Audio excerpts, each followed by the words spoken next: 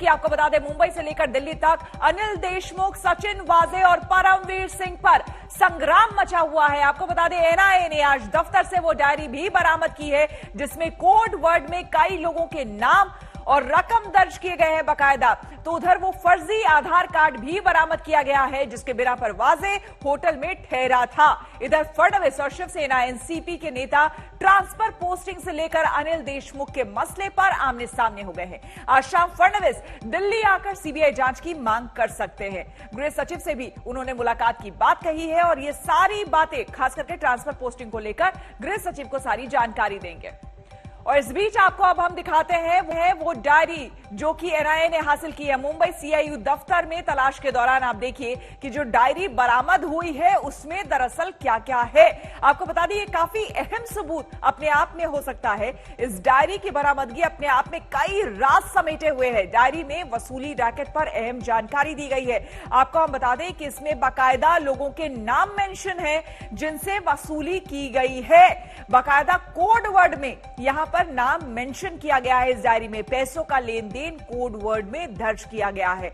यह काफी अहम सबूत है वाजे के खिलाफ। आपको हम बता दें, कई ऐसी और चीजें मिल रही है। रकम और कारोबारियों के नाम कोड वर्ड में हैं। जो एनआईए सूत्रों से हमें जो खबर मिल रही है, एनआईए का कहना है कि ये जो डायरी बरामद हुई है उसमें रकम के बारे में मेंशन किया गया है, किनसे लिया गया है वो बताया गया है, जनवरी से अभी तक का जो पूरा खर्चा, पूरा लेन देन है, ये सब कुछ इस डायरी में मेंशन है। इसीलिए अपने आप में काफी अहम सबूत हो सकता है। लॉटरी और सट्टा मटका वालों के नाम भी इसमें दर्ज है, यानी कि बड़े पैमाने पर दलाली हो रही थी यहां पर। इससे यह साफ होता है अपराधियों के जरिए होती थी ये उगाही। दलाल इसमें, जो ब्रोकर है वो इसमें शामिल थे। और आइए आपको हम बताते हैं कि पनीर के आरोपों पर विपक्ष हमलावर है तो सरकार अपनी सफाई यहां पर दे रही है। क्या कह रही है सरकार, सुनिए। साफ हो गई कि जिस समय में ये एलिगेशन किया था वो फिर अनिल देशमुख हॉस्पिटलाइज थे। ये बात साफ होने के बाद ऐसे जो कुछ डिमांड है, इस डिमांड को कोई ताकत नहीं रही। सबसे शायद मुझे मालूम भाग्य कि उन्होंने मैं इस्तीफा ऐसे नहीं कहा। उन्होंने जो कहा ये हाफ सच है, ये बात करेक्ट नहीं। जो इन्फॉर्मेशन मेरे पास कल थी मैंने दी। ट्वीट्स पवार साहब के हैंडल से हुए, उन ट्वीट्स में यह दिखाई पड़ता है कि मानो गृह मंत्री जी ये नागपुर में होम क्वारंटीन थे। सबसे पहली बात तो यह है कि आप में से कई लोगों ने देखा भी है, कुछ ने बताया भी है, ये माननीय गृह मंत्री जी का मैनिफेस्ट है। 15 तारीख को एक प्राइवेट जेट से वे मुंबई आ गए थे। उससे पहले उन्होंने प्रेस की, उस प्रेस का वीडियो तो कल ही मैंने जारी कर दिया था।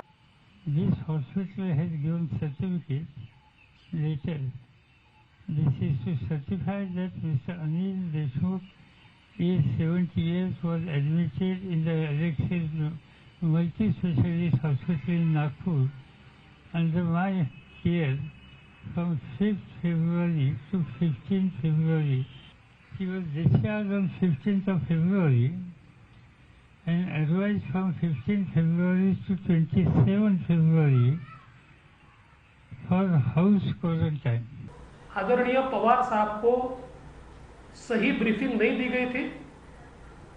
एक राष्ट्रीय नेता के मुंह से, और जो देश में जाने माने नेता माने जाते हैं, उनके मुंह से कल गलत बातें कहलवाई है।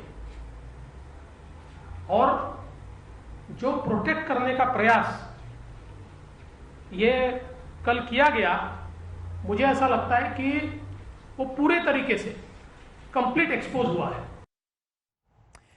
और आपको हम अब वो चिट्ठी भी दिखाते हैं जिसको लेकर ये सारा बवाल हुआ है। देवेंद्र फडणवीस, महाराष्ट्र के पूर्व मुख्यमंत्री, उन्होंने ये बकायदा मिल गई वाजे की सीक्रेट डायरी। और ये डायरी के बारे में आपको हम दरअसल बता रहे हैं, मुंबई सीआईयू दफ्तर में तलाश के दौरान ये डायरी मिली है। इसमें बकायदा वसूली रैकेट पर तमाम तरह की बातें हैं जो कि अपने आप में काफी अहम हो जाता है। इस पूरे इन्वेस्टिगेशन में पैसों का लेन देन किस तरह से किया गया, बकायदा कोड वर्ड में हर एक चीज इस डायरी में दर्ज है।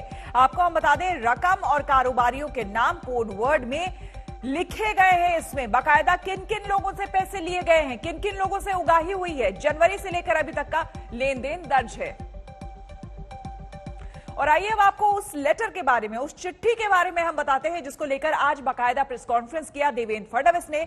यह है वो चिट्ठी और रश्मि शुक्ला ने बाकायदा ये चिट्ठी लिखी थी और उसमें उन्होंने कई ऐसे राज खोले हैं जो कि अपने आप में काफी इंपॉर्टेंट है। देशमुख के फोन कॉल के आधार पर रिपोर्ट दी उन्होंने बाकायदा इसमें इस चिट्ठी में मेंशन किया है कि किस तरह से ब्रोकर्स के माध्यम से ट्रांसफर पोस्टिंग का खेल चल रहा था। डीजी ने गृह विभाग के अतिरिक्त मुख्य सचिव को भी आगे इसके बारे में बताया।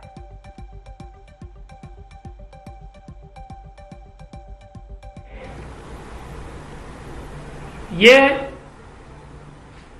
कमिश्नर ऑफ इंटेलिजेंस ने पकड़ा। पकड़ने से पहले बकायदा डीजी और एसीएस होम की परमिशन ली और उसका एक रिपोर्ट, ये रिपोर्ट भी उन्होंने माननीय मुख्यमंत्री जी तक पहुंचाया। रैकेट, ये मिनिस्टर का नाम इस्तेमाल कर रहा है, उनके ऑफिस के लोगों के नाम आ रहे हैं और कहीं ना कहीं ट्रांसफर पोस्टिंग में पुलिस वालों से सीधी बातचीत चल रही है। इन सारी चीजों को लेके अगर कहीं ना कहीं मुंबई पुलिस कुछ गलतियां करती है और उसको लेके तबादले होते हैं तो प्रशासनिक अधिकार मुख्यमंत्री के हैं, उस अधिकार के तहत ट्रांसफर किया गया है। अब एनआईए एटीएस की जांच जो मूल जांच है उससे कहीं ना कहीं ध्यान भटकाने के लिए इस तरह के आरोप लगाए जा रहे हैं। निश्चित रूप से आरोप लगाने उनका जिनका भी अधिकार है वो करेंगे। हमें लगता है जांच में सारी चीजें सामने आएंगी। आपको बता दें कि नवाब मलिक ने फडणवीस के आरोपों को सिरे से नकार दिया है। क्या कुछ कहा है सुनिए। इस वक्त हमारे साथ नवाब मलिक हैं। सर, बीजेपी का कहना है कि अगर अनिल देशमुख अस्पताल से निकलने के बाद रिपोर्टर से मिल सकते हैं तो वजह से भी मिल सकते हैं। पहला आरोप उनका। देखिए, भारतीय जनता पार्टी झूठ का परिंदा छोड़ने वाली पार्टी है। जिस तरह से देवेंद्र जी हो या मुनगंटीवार जी हो, उन्होंने कहा कि इन्होंने प्रेस कॉन्फ्रेंस बुलाया था, सरासर झूठी बात है। 15 तारीख को अनिल देशमुख जब अस्पताल से निकले, गेट पे सारे मीडिया वालों ने उनसे सवाल पूछना शुरू किया। बीमारी की वजह से वो कहीं ना कहीं कमजोरी थी, अस्पताल के गेट पे कुर्सी पे बैठ गए, वहीं लोग पूछ रहे थे, वहीं उन्होंने कुछ सवालों के जवाब दिए। हुआ ना सर प्रेस कॉन्फ्रेंस, तो वैसे ही जहां वो रिपोर्टर से मिल रहे हैं तो वैसे ही और तो रिपोर्टर लोगों को चाहिए था कि अगर कोई अस्पताल से निकल रहा है तो सवाल ना पूछे। अगर रिपोर्टर को कोई जवाब नहीं देता तो क्या रिपोर्टर कहते? प्रेस नहीं बुलाई गई। अस्पताल के डिस्चार्ज के समय कुछ सवाल लोगों ने पूछे, उन्होंने जवाब दिए। वहां से निकलकर सीधे वो प्राइवेट हवाई जहाज से मुंबई आए और 27 तारीख तक क्वारंटाइन थे। प्रेस नहीं बुलाई गई। अस्पताल के गेट पे अगर किसी ने सवाल पूछा था, उन्होंने जवाब दिया है। तो किसी अधिकारी से वो मिल ही नहीं रहे थे, आपका यही कहना है? बिल्कुल, 27 तारीख तक वो क्वारंटाइन थे। किसी भी लोगों से उन्होंने मिलने का कोई भी कार्यक्रम नहीं किया। सर, इसके अलावा एक सवाल परमवीर सिंह ने बीच किया, वो सुप्रीम कोर्ट। और हमारे दो संवाददाता इस वक्त हमारे साथ सीधे एक मुंबई से जुड़े हैं, कमलेश सुतार, और साथ ही साथ हमारे साथ जुड़े हैं अरविंद ओझा। ज्यादा जानकारी इस पूरे मामले पर सबसे पहले चलते हैं कमलेश सुतार के पास। कमलेश, रश्मि शुक्ला जो कि कमिश्नर रही है स्टेट इंटेलिजेंस डिपार्टमेंट, उनकी बाकायदा चिट्ठी भी हमारे पास है जो कि हमने पहले भी आज तक पर दिखाई थी। इस चिट्ठी में साफ तौर पर उन्होंने लगभग 7 से 8 महीने पहले मेंशन किया था कि किस तरह से दलालों के माध्यम से, ब्रोकर्स के माध्यम से बड़े पैमाने पर ट्रांसफर पोस्टिंग का खेल चल रहा है। क्यों कार्रवाई नहीं हुई? बहुत बड़ा सवाल है और जाहिर सी बात है इस पर सवाल पूछे जाएंगे।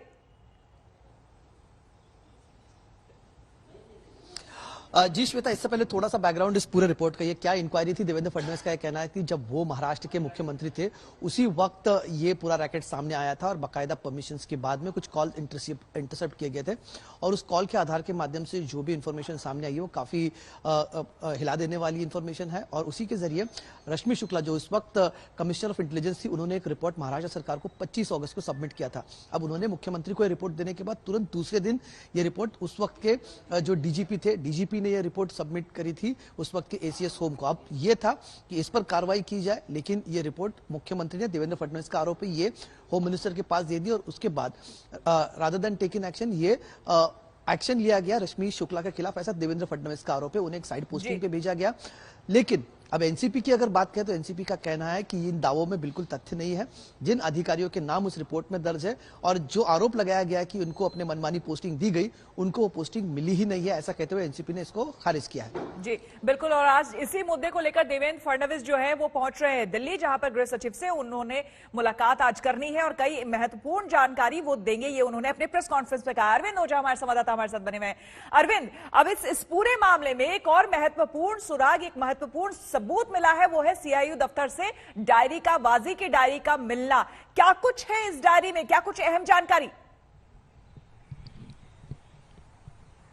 जी देखिए, डायरी जो बरामद हुई उसमें कोड वर्ड में कई नाम लिखे हुए हैं। जैसे किसी भी व्यक्ति का नाम अगर आशुतोष सिंह है तो एएस लिखा हुआ है, इस तरह की डायरी मिली है। लेकिन चौंकाने वाली जानकारी श्वेता ये भी हुई है कि जो सचिन वाजे है 16 फरवरी को मुंबई के 5 स्टार होटल में, जहां कल एनआईए की टीम रेड करने गई थी, वहां पर सचिन वाजे फर्जी आधार कार्ड पर ठहरा हुआ था कि 16 फरवरी को वो ठहरा था, कुछ दिन तक वो ठहरा हुआ था उसी होटल में, और आधार कार्ड में जो तस्वीर है वो सचिन वाजे की ही है, लेकिन जो नाम है वो किसी दूसरे का है, सुशांत उसमें नाम लिखा हुआ है। तो अब एनआईए ने वो आधार कार्ड भी रिकवर कर लिया है। हमारे पास भी वो आधार कार्ड है जिस फर्जी आधार कार्ड के आधार पर सचिन वाजे उस होटल में ठहरा हुआ था। और यहाँ इंपॉर्टेंट बात यह भी है कि 16 फरवरी से कुछ दिन बाद 25 फरवरी को एंटीलिया के पास वो कार में जेलेटिन की छड़ें मिली थी।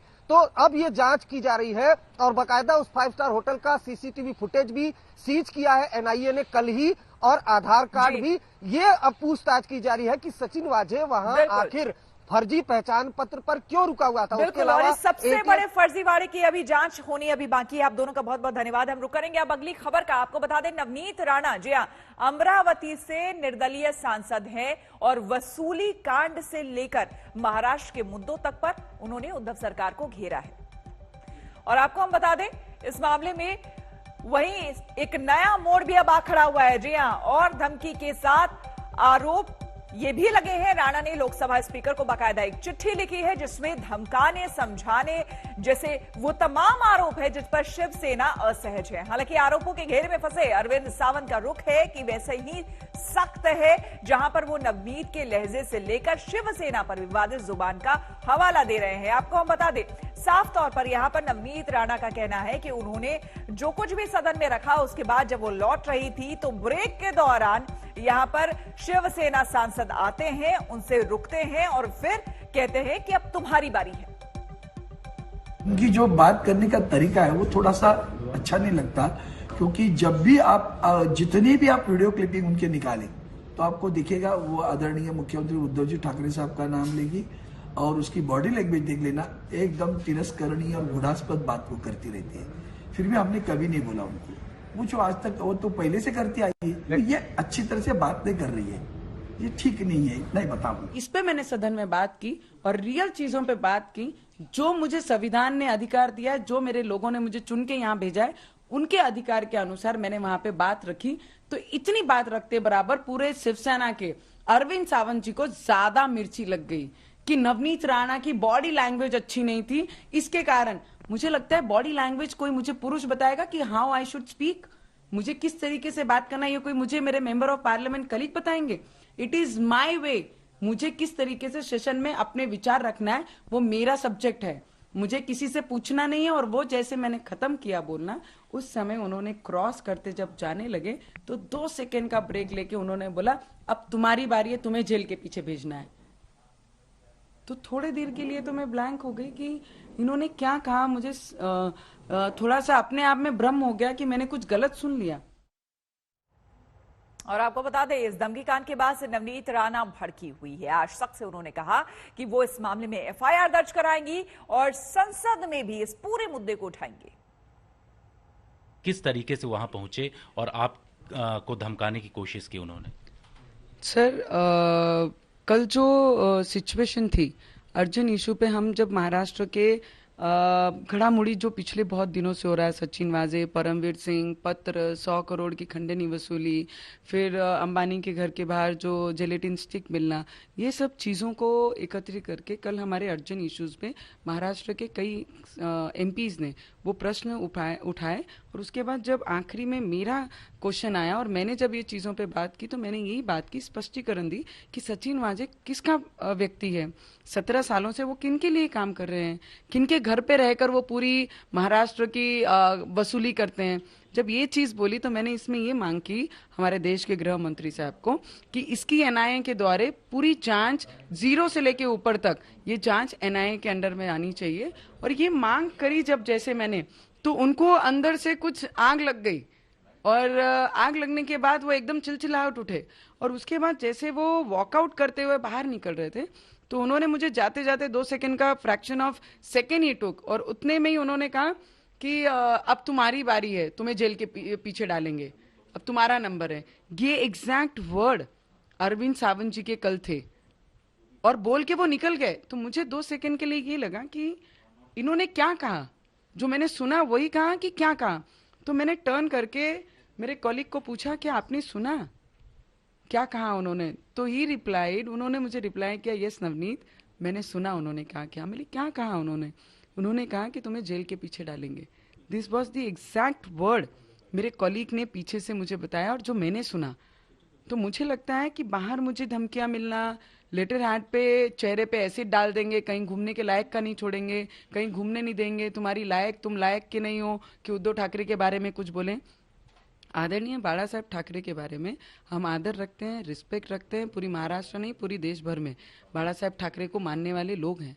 जब तक वो थे तब तक महिलाओं का रिस्पेक्ट आदर उस जगह से होता रहा है। अमित शाह ने आज एक बार फिर से बंगाल में हुंकार भरी है। गोसाबा इलाके में रैली में उन्होंने ममता सरकार पर चुन चुन कर हमले किए हैं, विकास को रोकने और केंद्र की योजनाओं में अड़ंगा डालने का भी आरोप लगाया। मोदी जी पैसा तो बहुत भेज रहे हैं, अम्फाम आया था ना भाई, आया था नहीं आया था? मोदी जी ने 10,000 करोड़ रुपया भेजा, कुछ मिला है क्या आपको? मिला है? ये कहां गया? ये भतीजा एंड कंपनी चाव कर गई है, भतीजा एंड कंपनी चाव कर गई।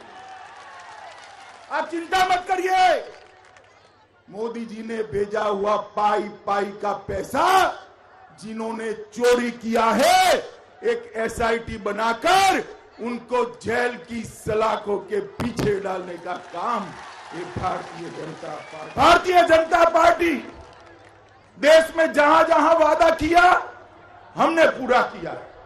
हर गरीब के घर में शौचालय पहुंचाया, हर गरीब के घर में बिजली पहुंचाई, हर गरीब के घर में गैस का सिलेंडर पहुंचाने का काम ये भारतीय जनता पार्टी की सरकार ने। और दीदी ने गत चुनाव में अपने घोषणा पत्र में 282 वादे किए थे, उसमें से 82 भी पूरे नहीं कर दी। अरे दीदी हिसाब लेकर आओ गोसाबा। श्री मोदी जी ने 115 योजनाएं बनाई है। योजनाओं को अंग्रेजी में स्कीम कहते हैं। स्कीम क्या कहते हैं? जोर से बोलो, क्या कहते हैं? एक और मोदी जी ने गरीब के विकास के लिए 115 स्कीम बनाई है। दीदी ने गरीबों को लूटने के लिए 115 स्कैम बनाए हैं। गरीबों का पैसा ये कट मनी वाले ले जाते हैं, ये बंद करने का काम भारतीय जनता पार्टी की सरकार है। देश में कोरोना के मामले बढ़ते जा रहे हैं। आंकड़े बताते हैं कि 84% से ज्यादा केस महाराष्ट्र, पंजाब समेत 6 राज्यों में सामने आए हैं। कई राज्यों में स्कूल बंद करने का फरमान भी जारी किया गया है।